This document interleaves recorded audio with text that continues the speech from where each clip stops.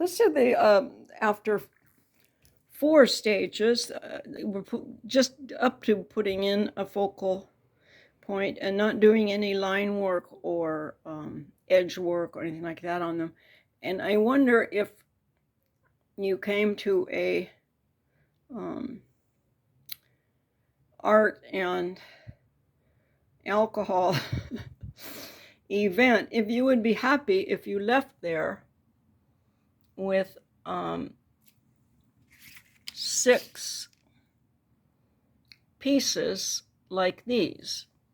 You can do more work on them with pen, black pen, pentel, or glue more things on.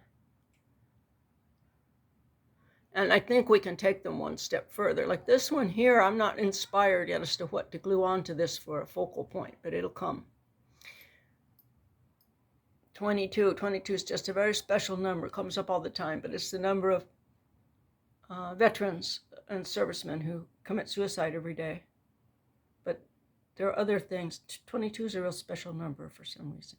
Anyway, would you be pretty satisfied with an evening that you could bring 6 of these home from? And I'm going to take it farther. But I'm adjusting all of the steps and the time that it takes and the drying time and all of that to see what all I can get. And also avoiding using plastics. I've gone into using tempera here, and that's nice.